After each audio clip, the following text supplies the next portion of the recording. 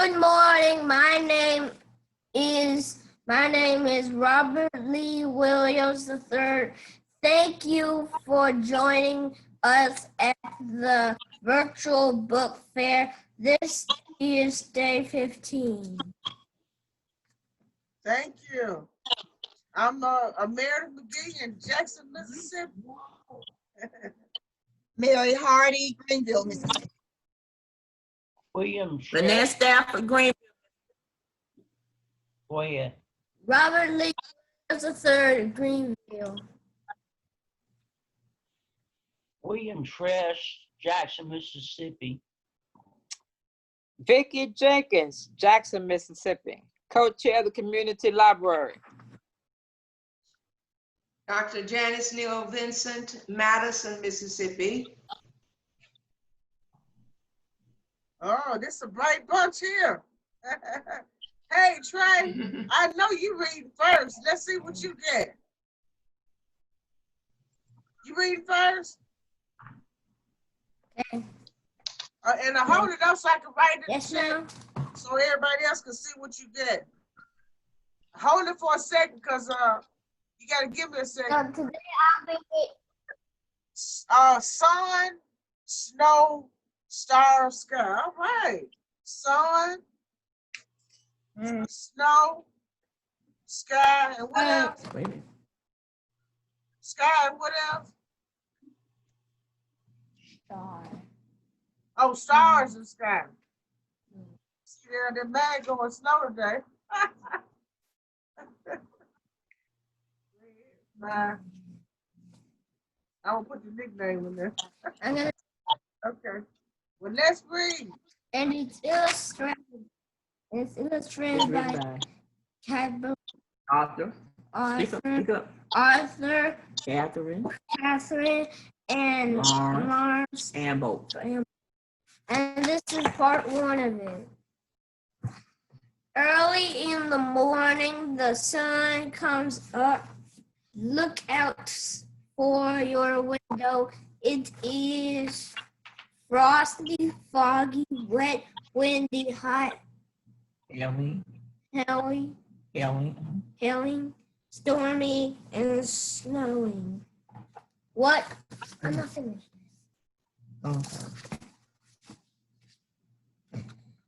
What's the weather look like today?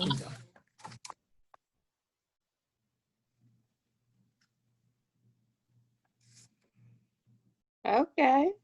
Wow, that is good. Really good. On hot days, these birds tired dogs search for shelter. Shade. Ice tastes nice.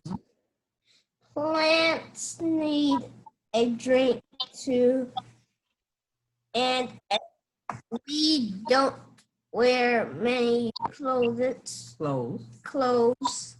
and everyone likes to be outdoors. What do you do not on hot days?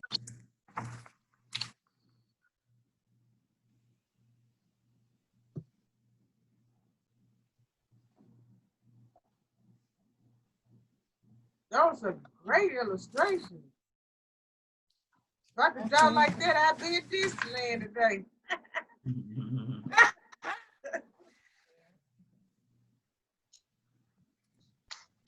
Do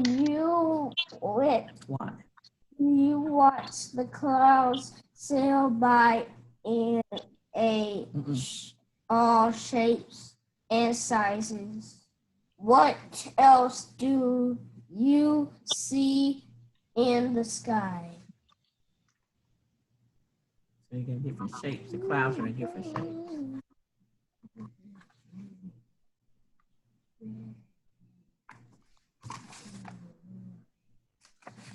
That's in part 1. Part one. That's the end of part 1. Okay. So tell us a few things. Close the book and tell us a few things. No, close the book and tell us what you thought about what you read. What you think, Chloe? Hey, how you like the book? What you think about what you read? It was good. What I happened? mean, tell us So what? some facts about the book, some points. Educate us. You the teacher, and we your students. Tell us something about what you just taught us. Well, I just talked about what's all about weathers and what happened on the weathers. And what do you do to keep busy on them? Okay. You told us something about rain. What was the point about rain?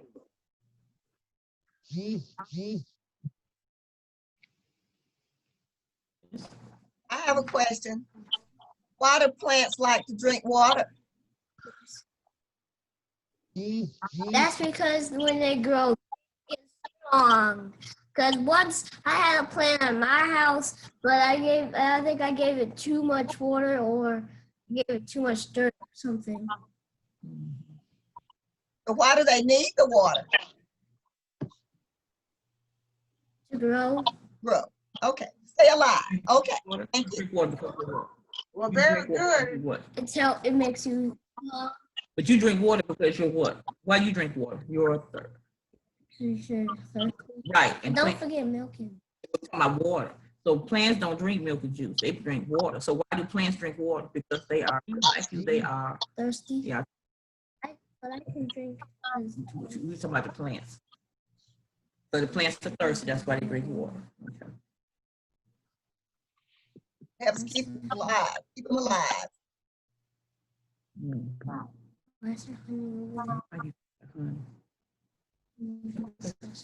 Well, all right, he's Okay. finished.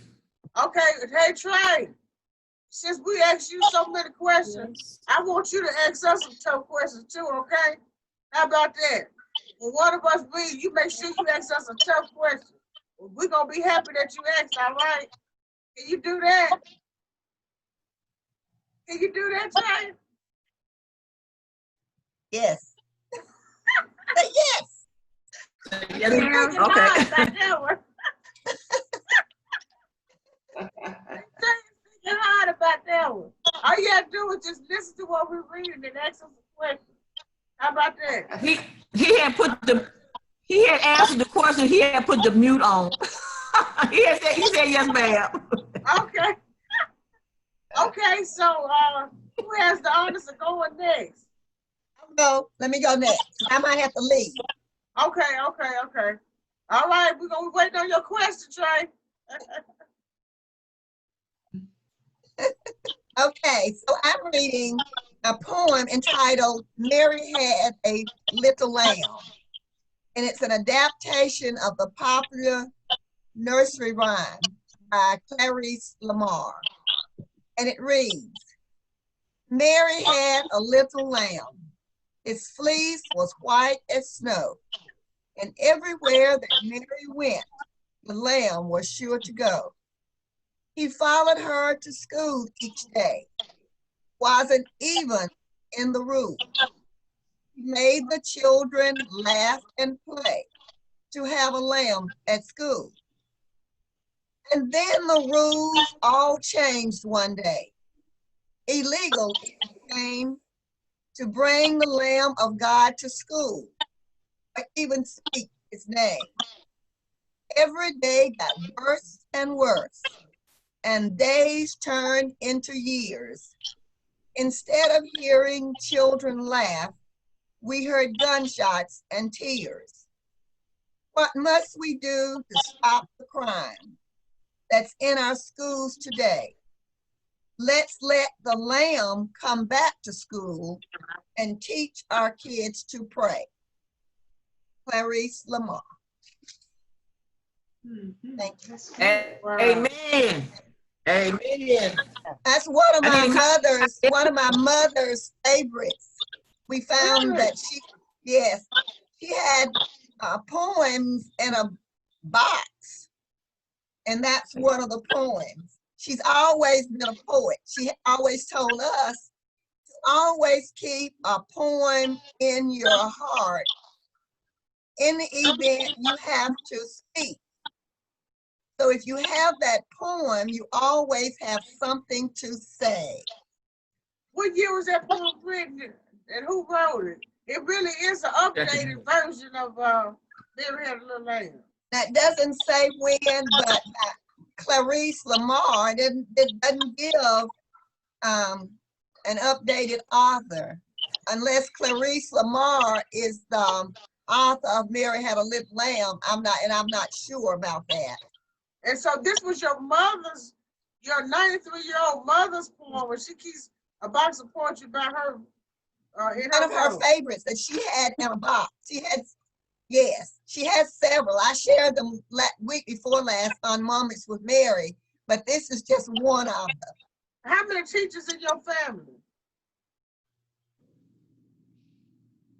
A number. I have a daughter who's a teacher. I have a niece, and all of my grandmothers, my great aunts were teachers. Your mother's sisters?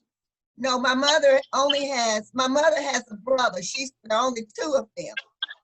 She has a brother, but all of my aunts on my daddy's side were teachers. Mm. So there are lots of educators in the family, but not on my mother's side. But my mother is a teacher, but not a school educated teacher, but a teacher. She taught all of us to read before I'm the oldest, so I was reading fluently when I started to school based on her teaching. And how far did she go in school?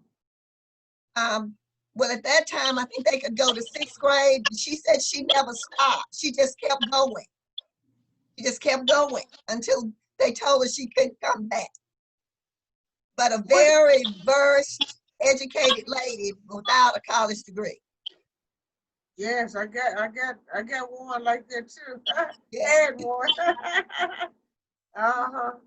Wow. So Trey, what's your question? I sorry I beat you to it, but you got a question for Miss Mary? And if I can't answer it, Dr. Benson can answer it for me. I have some questions myself. Oh, okay. So Trey, we waiting on your question about the poem. So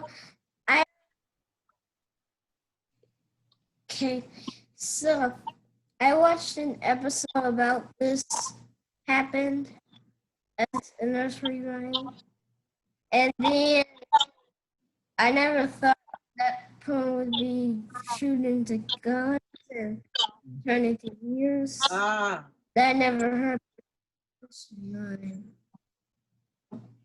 Yeah. You heard it? Okay. Yeah, he said he never heard about the violence in this particular poem.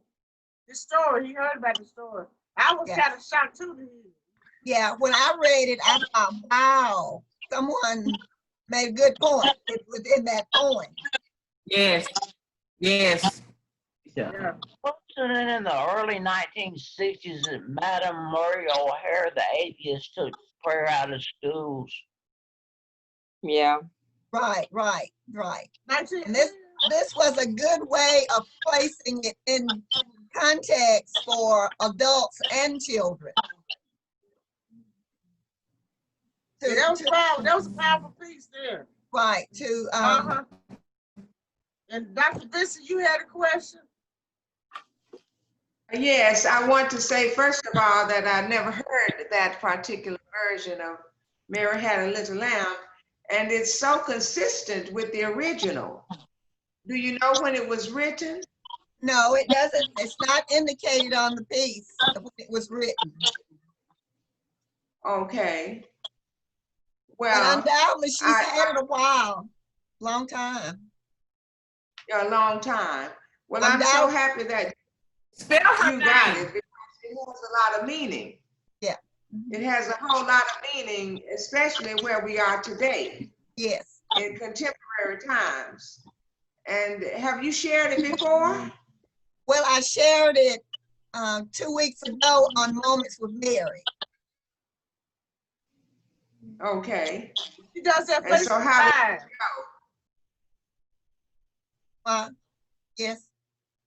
I mean, I How got did some that go? comments. Yeah, I got some comments from it. Yeah, about it. Yeah, I really like it. Thank you. Thank you. Mary, Yes. Yes. Mary. Yes. Would you? I tried to look it up. Spell her name, please, ma'am. CLARICE LAMAR. Okay, that's what I put in. Nothing came up. Okay. I don't know.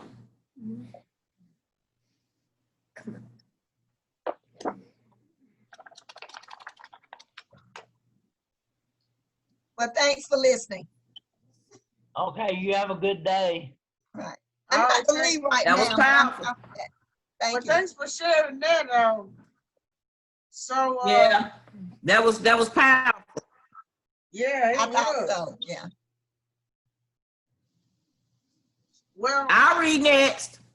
yes, ma'am. Okay. Ooh. All right, I'm going to pick up with Benji.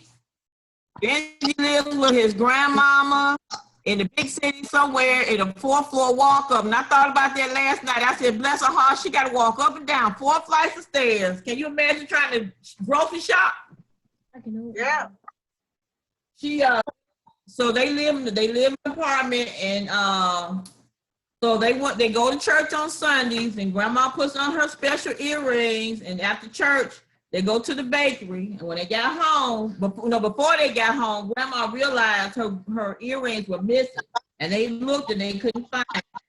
They went back to their room, and she decided to take a nap.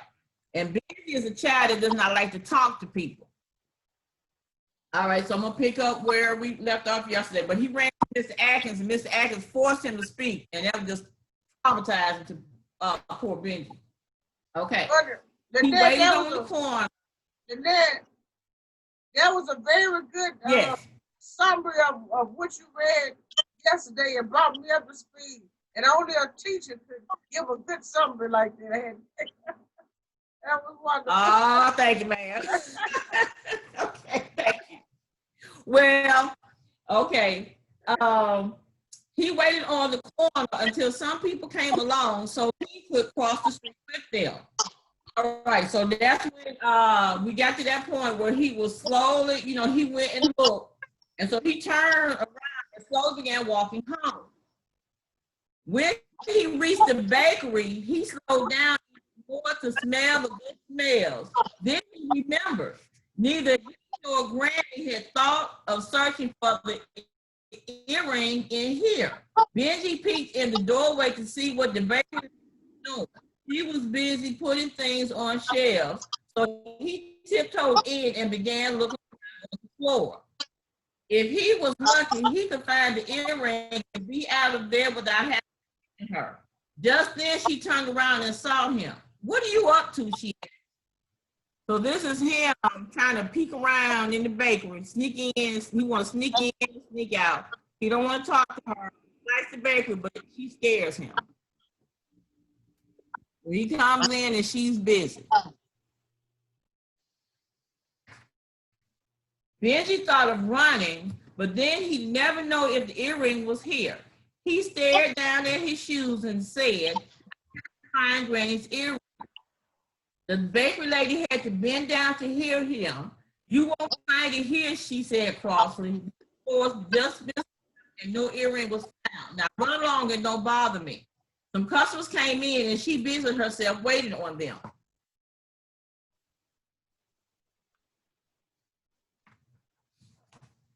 Benji looked around the floor just in case. Then he got to think, what if the earring had been on the floor and been swept up? He hated to stay here any longer, but it would be awful if he was this close to it and didn't find it. There wasn't anything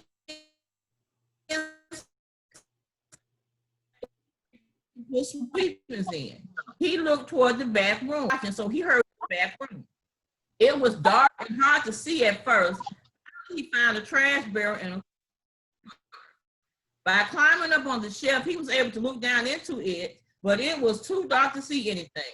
There was a light cord above him, and he was able to reach it by standing on the rim of the trash barrel. Now he was able to see the earring if the light hit it. The trouble was every time he looked over in, he blocked the light. Then he heard footsteps coming toward him.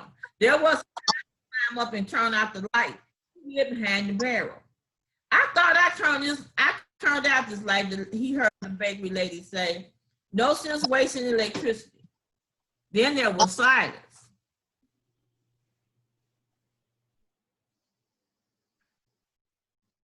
"Now, what is that little shoe going down there?" she exclaimed. I do believe there's a foot in it." "Yes, there is." "Now you just come out from behind there. You know what you little boys trying to steal my cake? I call the police. That's what I do."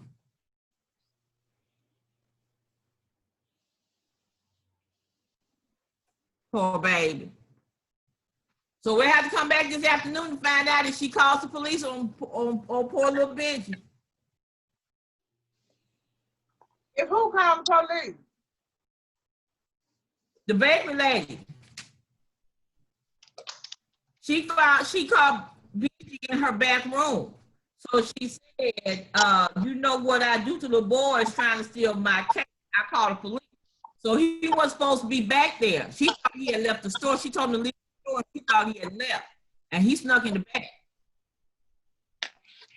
And she found him back there. I don't think she's going to call the police.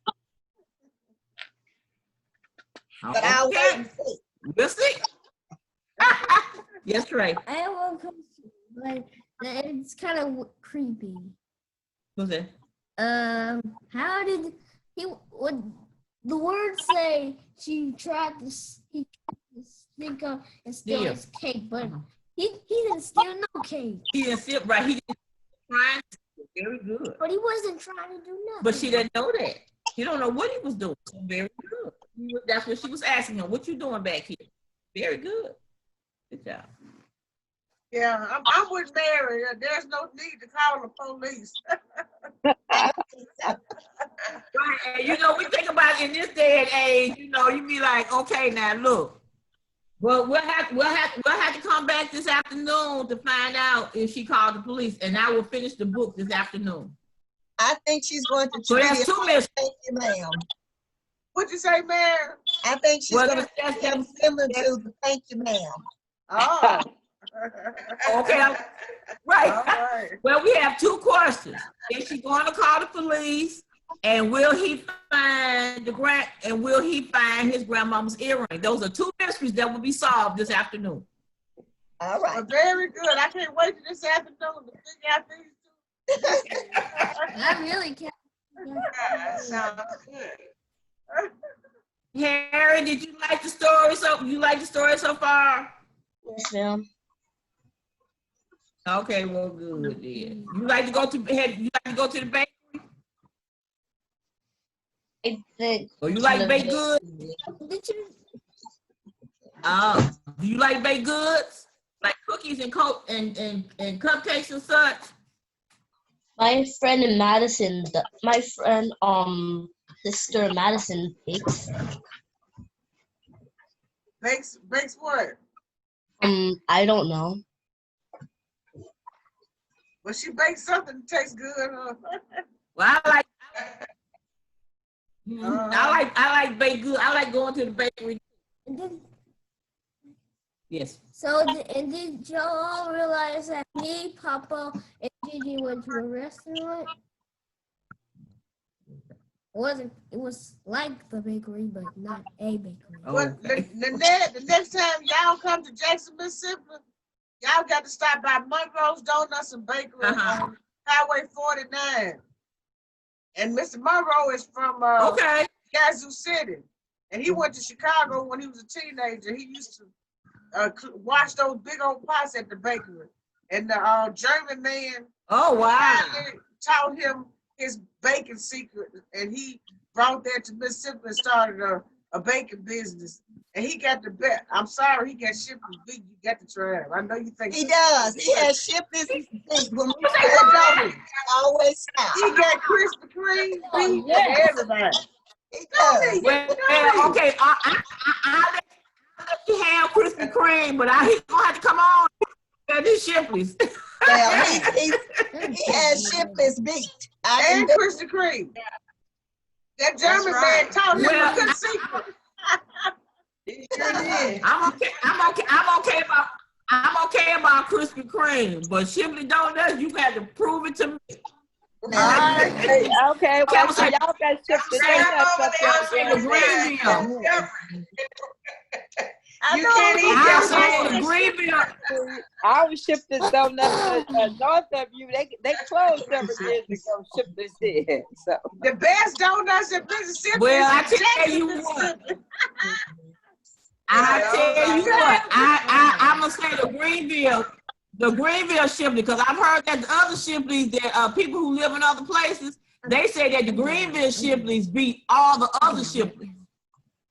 All right, well, And you have people come home and go to Shipley's. And you have people, when you go out of town, bring me some Shipleys when you come. Yeah. But they haven't been to Monroe. That's what they do for Monroe. All right, then. well, apparently Shipley's wasn't good. That's all right there. Lynette she ready to get on us about them words there. She's thinking Shipley's is the top of the line. It is the top of the line. I love Shipley's too. But I swear, Mr. Monroe, he really got a good I got you. He run a Delta too, though. It's always good. It's always good to patronize. Okay, It's always good to patronize your local businesses. Since I'm playing around so much, I'm gonna skip my reading until this evening. I'm sorry about that, y'all. Who reading next? Well, Harry, wait a minute. I'm gonna say this again. I'm gonna say this again. It's always good to patronize your local businesses. Keep your dollars at home. That's You do. I share them. I just don't share. I'm a firm believer in shopping local. Yes, I believe that too. Right. Your city, your county, and your state. But the city first, I tell you. That's the key. Okay, In your neighborhood. Support those small businesses. Yeah. I understand that, but when you pass by Monroe's, you just share a few dollars with them. And Highway 40. But I'm saying that's local. But what I'm saying, that's still local, and that's still local and small business. Harry, you want to go next? Last. Okay. Anybody? So who's going next? Harry's going last again. Okay, I'll go next. Okay, thank you, Dr. Vincent. This poem comes from my book, I know that book. A Little of You. Yes, it has a long history. The poem I'm going to share today is called Osceola, the Washerwoman. And when we come back this afternoon, I will share some things from her book. Yes.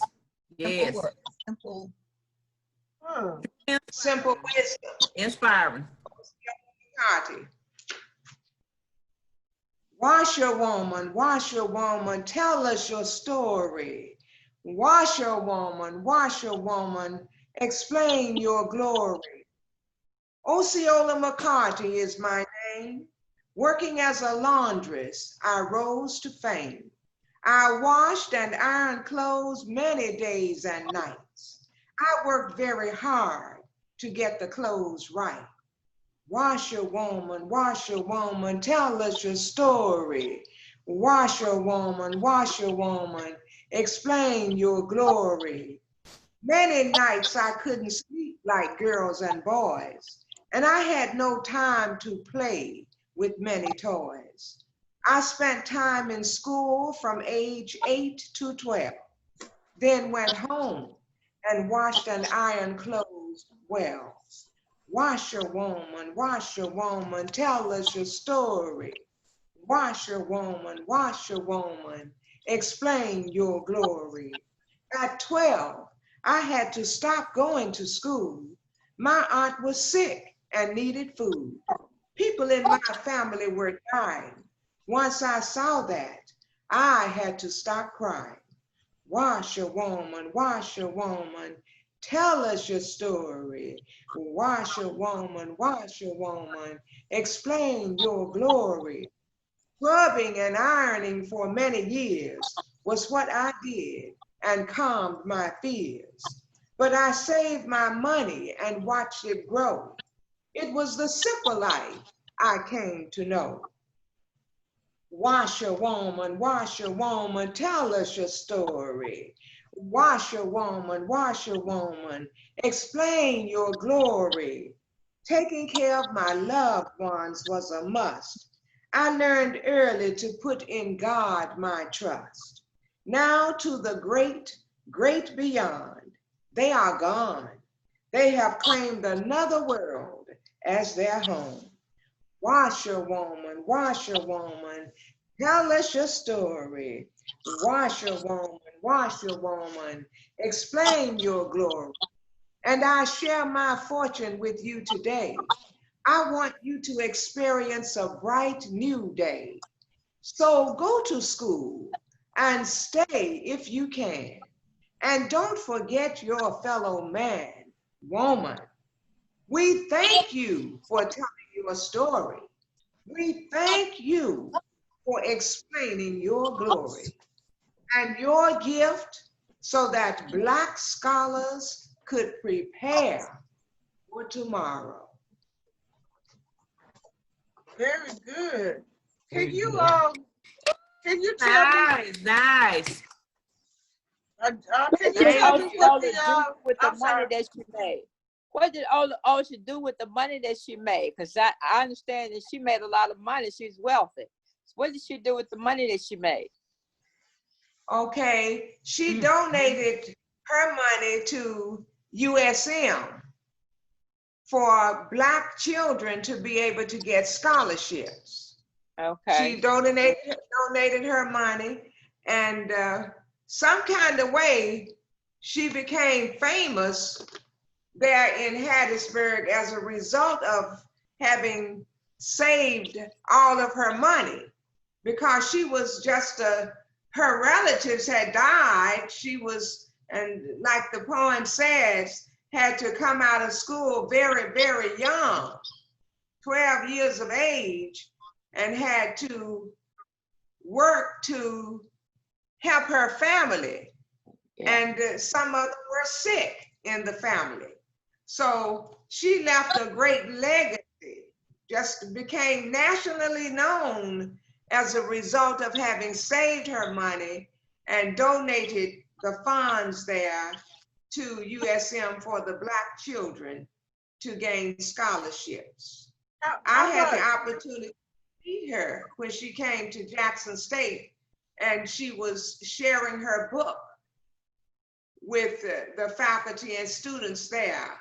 And I'm so happy that I do have her signature here, because not long after that, she died, Osceola McCarthy.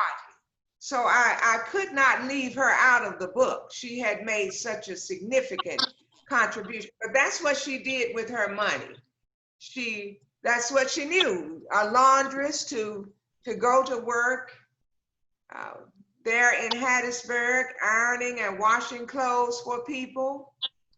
And God just had her, this is my opinion, God just had her in place for what she did in the end with her money. I don't know anything about the family. Pardon? How much did she donate? Now, how much do you think that a laundry person made Cause I remember the story that she saved so much money, people couldn't believe that she saved that much money with her low wages. But I don't know what the low wages was. Right, I can't remember. I recall something about that, but by 2 o'clock, 2:15, I shall know the answer.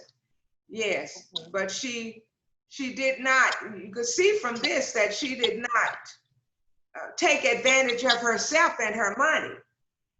She just saved. And the people there, I don't know, one of the bankers, whoever it was, got with her and told her different things about savings, what the different investments could be. And she talks about those different kinds of like CDs and what have you in her book. So with her only having gotten limited education, she had sound advice from those who did know. And she was anchored, was elevated to prominence as a result of her humbleness. I don't know at this point how many students have benefited from the scholarship, but there are students who continue to receive funds as a result of Miss Osceola McCarty's work. It's just a beautiful story. I just admire what she did. Yes. Absolutely. Absolutely. But she was such a humble person. Yeah. Very humble. And she knew that literacy is a step up for our race. That's because she couldn't get an education. She wanted others to benefit. Right. Yes. Right. Okay, Trey and Harry. He valued it. Y'all understand now? Oh, he's asleep. Harry, did you understand? Did you learn anything about Osceola? McCarty? Learned that she was a washing lady and sending her money for black children to get a scholarship. Very good. Very good. Very good. He was listening. Yes, he was listening. Yeah. Very good. Trey has his hand up. Yes, sir. Right. Some people ask the washerwoman to explain her glory and what's her story. And I don't know that she began or that she didn't, or she just told her. And then it also told her to go to school, and then her family united again. Now, do you think that's very good? If you end up getting let's just say you go to USM, we're just saying you might, we know you have a whole lot of opportunities to go all over the world, but just say you might go to USM and you might have a scholarship, the Osceola McCarty Scholarship. What do you think you could say to the different people your age? What could you tell them about your benefiting with the scholarship, your having received a scholarship in honor of this lady, Miss Osceola McCarty? What do you think you could tell them? A scholarship is when you get money to go to school. Somebody give you money to help you pay for your schooling. She's asking you a question. What could you say to people because you got a scholarship? Somebody helped you to go to school. Them go to school. You want them to go to school too? With him. Okay. I want to make other people me too. I didn't really hear the answer.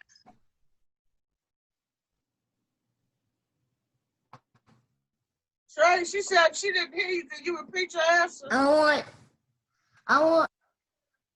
He's saying, he's talking. Okay. So I want to make other. Go ahead.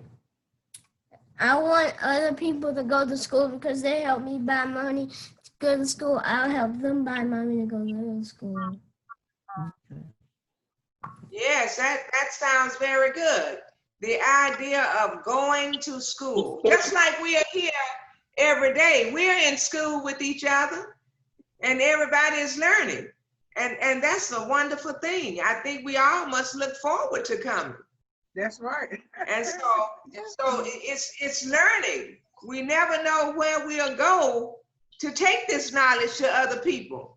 Tell them, oh, you need to come to the virtual reading. We just have a good time. Well, you have a good time. You just come once a week. Oh no, we come 5 days a week, twice every day. Exciting. So that's how you would be sounding about your scholarship. Yeah. You know, you're That's excited. right. You want to share that with somebody else. That's wonderful, Trey. Thank you. Yeah, thank you for that. That was a good story to put in our mind. Yes. Very Thank good, you. very Very good. And Is so, there something on mine? Thank you for sharing, Janice. That was it really makes you think that you don't have to have a lot in order to be able to make a big difference. In order to start have humble beginnings and still make a big difference with other people.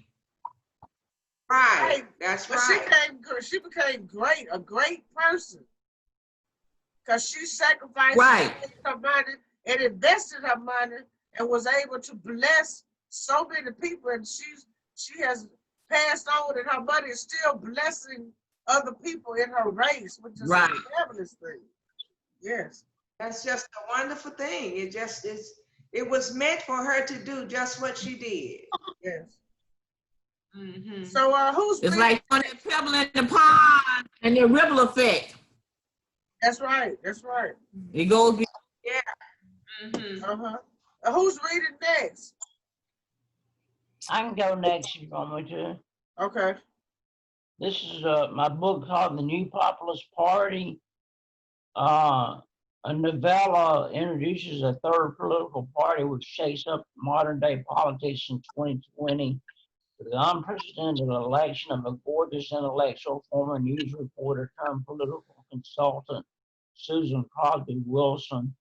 Her historical political bid renders her new and third husband, Charles Wilson, the first man, the first female USA president in popularity around the world.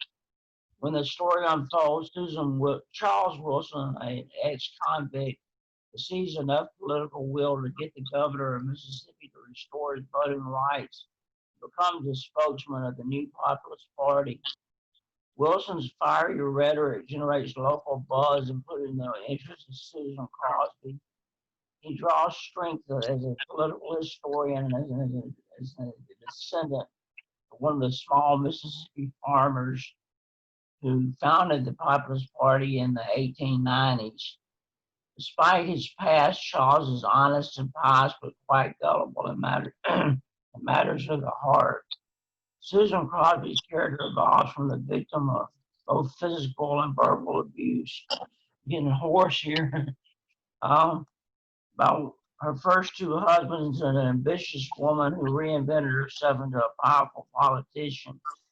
Steve Jackson of Floridian, who founded the New Populist Party, became Susan Crosby Wilson's running mate. Candidates draw upon the resources of party lawyers and new enthusiasts capture the hearts of voters. Some characters like Henry Evans and Betsy Ross jump off the pages. Readers could relate to the flaws in American politics. In the end, Susan Crosby Wilson's presidency moves politics to the center. Chapter 1, the party platform. Charles Wilson's heart accelerated as he prepared to address 75 or so citizens congregated at a rally on the grounds of the Mississippi State Capitol in downtown Jackson. He took a deep breath and approached the podium near the steps. Then he faced the crowd and gave them a big smile. He was a spokesman of the New Populist Party. The organization's key agenda was membership recruitment. Party leaders sought to capitalize on a growing number of disappointed voters with both the Democrat and Republican parties appealing to a message of economics for all. The party's political platform rendered the needs of the average American attempting to make ends meet a priority. The party's board of directors unanimously voted to appoint Charles as a spokesman the previous night on March 6, 2017. All 10 members were in attendance. Charles pondered over his opening statement mentally because his voice, tone, and every word were important. The heated discussion the previous night lingered on Charles' mind briefly. Although most members voted for Hillary Clinton, Charles openly disagreed with members on several key issues. He sided with President Trump on some moral and social issues. The mere fact that Charles sided with President Trump in any manner angered two members. Betsy Ross screamed so loudly and jerked nervously when she stood. Henry Evans banged his fist on the table and yelled, "Quiet down, let's quiet down. Somebody's got to have some sense around here." "I agree," Charles interjected softly. Then he added, "Thank you, Betsy Ross, for your energy. We need your fierce spirit to make things work." "Well, I'll be watching to see if you have the right energy to make things work," Betsy stated sharply. Charles graciously added, "Very good. Everyone needs to be held accountable. I assure you, Ms. Ross, in the end, you'll be pleased." With the news media present and all eyes on Charles, he cleared his throat, reviewed his notes, looked up, and stated in a thunderous voice, "Good people, thank you for allowing me to share with you this afternoon. I am Charles Wilson." And he smiled, a big smile again. If politics is not about the people, then it better be about making it about the people. We the people, by the people, and so help me God, politics is the people's business. We are the people. Everyone standing here today is important, Charles declared. This country belongs to the people. Let's get this right. Let's make this right. Over a century ago, small farmers started the Populist Party. They made it right, Charles said, and paused. Back then, it was about resources. Today, it is about resources. No Medicaid cuts, no Medicare cuts, Charles yelled. Health care for all, he paused, and the crowd cheered. Opportunities for all, he screamed, waving a $20 bill. Henry Evans started clapping, and the crowd followed suit. "What did the farmers do generations ago?" Charles asked in a mild tone of voice. "Let me tell you," Charles took a step back and a step forward. "The farmers formed voting blocks. Politicians felt their votes. The votes of farmers lined the thread pockets of politicians. The demand of farmers were heard. Their demands were publicly announced," he stated and laughed lightly. "Farmers weren't shy. Are you shy? Well, then if you're shy, let me tell you, my friend, let's set the record straight now. Throw all those shy bones away. A quiet mouth can't be fed," he declared. "Guess what? We're not taking no more wooden nickels. Why? You can't spend a wooden nickel. They're no good. Every law that's no good has to go." Charles paused again. "My friends, minimum wage is a wooden nickel. We're telling the representatives, the senators, the governor of Mississippi that $7.25 an hour is insufficient. Don't give us no more wooden nickels," he reported. "My friends, can you hear me?" Charles asked very loudly, turning his head slightly and cupping his hands near his ears. The crowd roared. Board members stood and everyone else followed suit. The crowd quieted down. A reporter asked, "What makes the new Populist Party any different from the established political parties?" "The people should know first and foremost, the new Populist Party is for the people. We're here for the working class. Visit us online at www.thenewpopulistparty.org. Call us. Stop by our headquarters on State Street. Email us. We want to hear from everyone. We want people to tell us what's important to them," Charles stated. The board members mingled in the crowd and passed out party push cards. Okay. Next,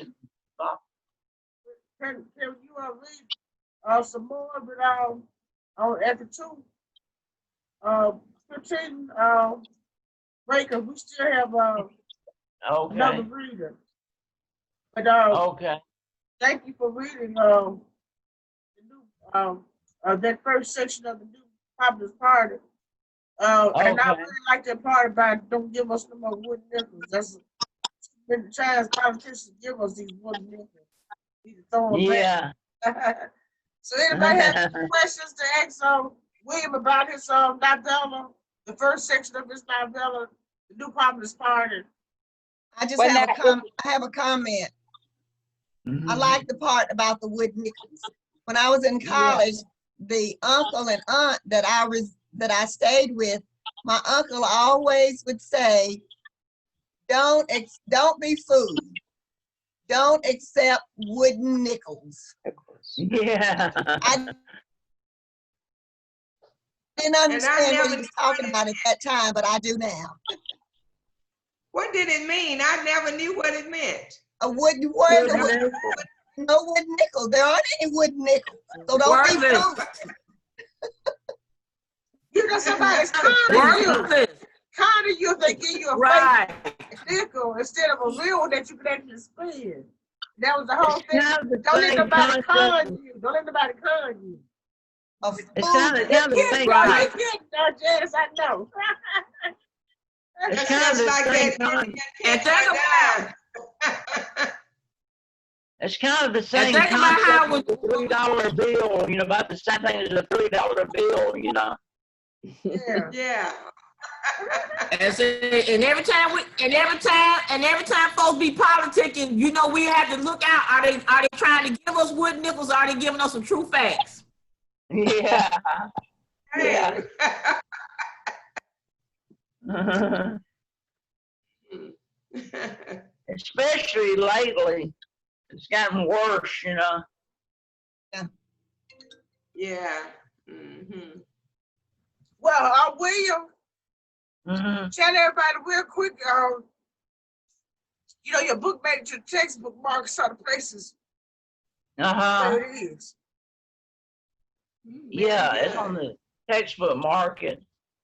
It's in Stanford and Princeton universities, and University of Michigan, University of Virginia, University of Memphis libraries, also the Library of Congress. Very good. Mhm. Very good. That's wonderful. He wrote a novel Yeah. about the first woman to become president. Yeah, that's what it's And that's about. his novel. Yeah, first woman to become president. Oh, okay. I was in Little Rock when I read that. We were visiting with our son and his wife, and I woke up early, had the house to myself. Yeah. Yeah, well, thank you very much. Go ahead, William.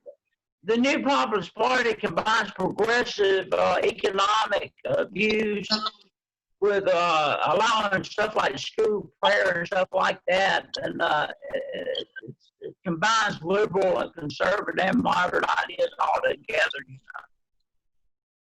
well, now is Populist number 3 party, Republican, Democrat, and Populist Party, or are they just are you putting the populists with the Democrats?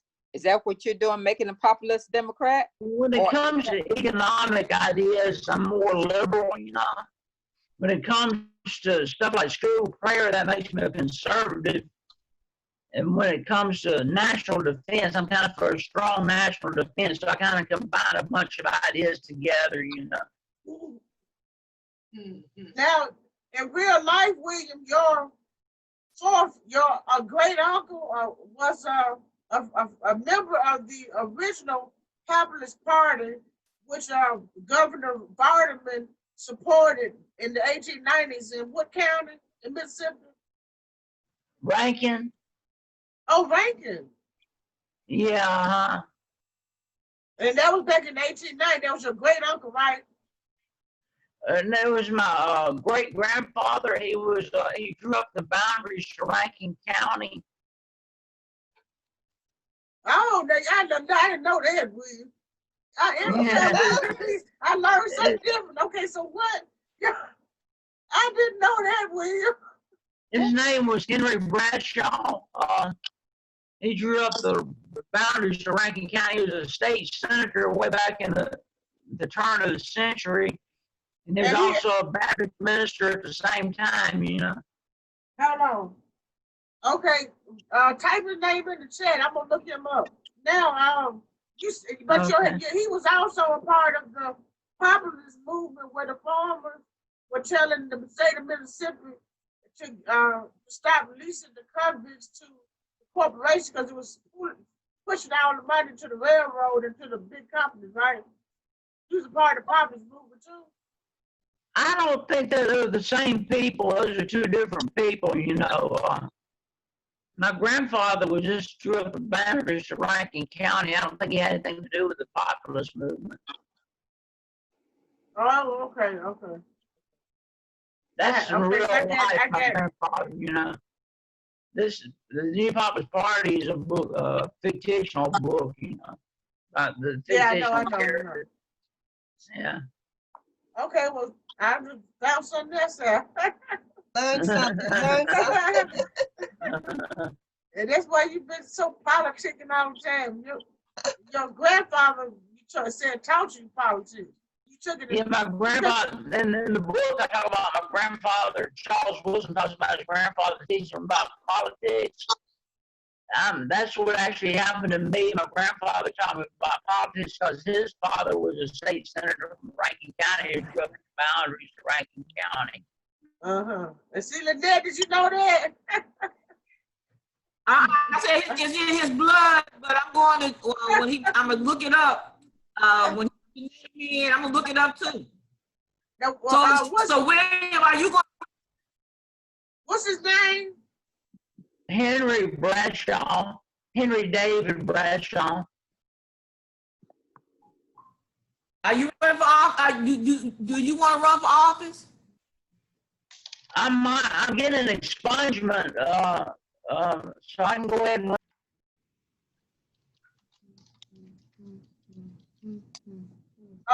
William, we're gonna let Harry go ahead and read.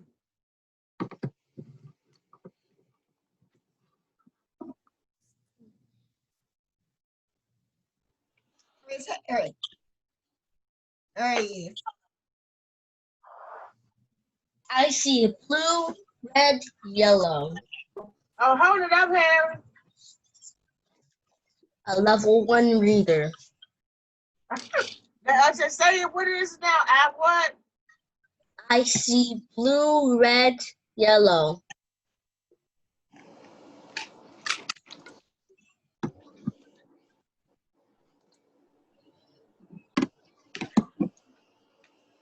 Okay, thank you, Harry. A level 1 reader. I see bike. I see mouse. I see a blue bike. I see duck. I see a red bike. I see pig. I see a yellow bike. I see cat. I see rock. I see duck. I see tire. I see pig. I see tire. I see cat. I see tire. I see mouse. I see Miss Bear. I see blue bike. I see red. I see blue bike. I see red bike. I see yellow bike. I see yellow bike. I see a rock. I see mouse.